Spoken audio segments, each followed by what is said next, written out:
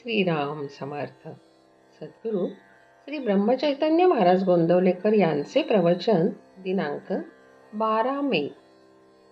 कोणत्याही परिस्थितीत वृत्ती स्थिर ठेवावी. अमानित्व हा देहाचा धर्म आहे.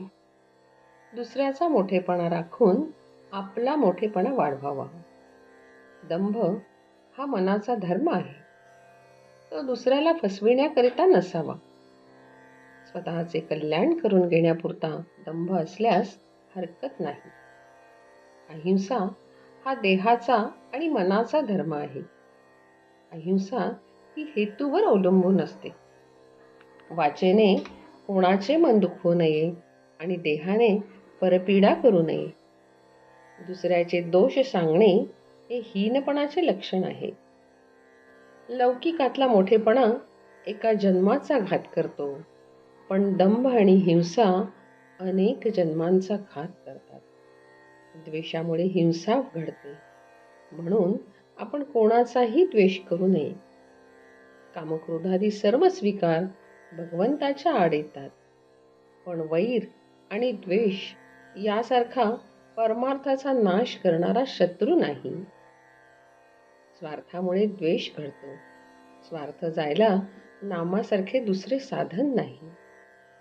आपली वाचा दुसऱ्याला शिकविण्यासाठी आणि मोठेपणा बाळगण्यासाठी नाही. वाचेने म्हणजे जिभेने बोलता येते आणि खाता येते. नेहमी सत्य आणि गोड बोलावे आणि खाण्याच्या बाबतीत जीभ आपल्या ताब्यात ठेवावी. स्वतःची चित्तशुद्धी करून घेऊन संतांचे गुण आपल्या आचरणात आणण्याचा प्रयत्न करावा. अभिमानाचे विष जिथे येते तिथे नामाची आठवण ठेवावी. देवापेक्षा सुद्धा नामाचा महिमा अधिक आहे. वृत्ती उठू लागली की तिला नामाची जोड देऊन ठेवावी. हिरण्यकश्यपूच्या ठिकाणी देखील भगवंत नव्हता असे नाही, पण कुंपण फार वाढल्याने शेत दिसेनासे व्हावे तसे हिरण्यकश्यपूचे झाले. स्वतःच्या ठिकाणी भगवंत आहे हे हिरण्यकश्यपू अभिमानामुळे विसरला. त्यामुळे भगवंताला खांबात दिसावे लागले. अभिमान जरुरी पुरताच ठेवावा.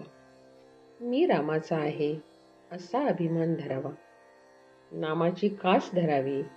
नारायणाचे दर्शन व्हावे असे नाही प्रल्हाद म्हणाला. नाम नाही सोडणार असे म्हणाला. लहानपणाची वृत्ती चांगली असते.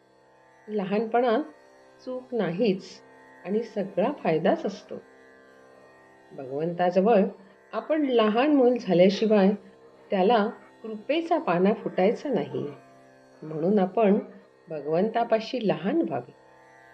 लहानपण हे वयावर अवलंबून नसून आपल्या वृत्तीवर अवलंबून असते. कोणाविषयी वाईट विचार मनात आणू नये. त्यापासून आपलेच मन गढूळ होते. माझा प्रपंच जसा व्हायचा असेल तसा हो, पण तुझा विसर मला पडू देऊ नकोस असे परमेश्वराला अनन्यतेने म्हणावे. मला खात्री आहे तो तुमच्या सहाय्याला आल्यापासून राहणार नाही. वृत्ती स्थिर करण्यासाठी तिला स्थिर वस्तूवर चिकटून ठेवले पाहिजे. भगवंत ही अशी एकच स्थिर वस्तू आहे. जानकी जीवन स्मरण जय जय राम.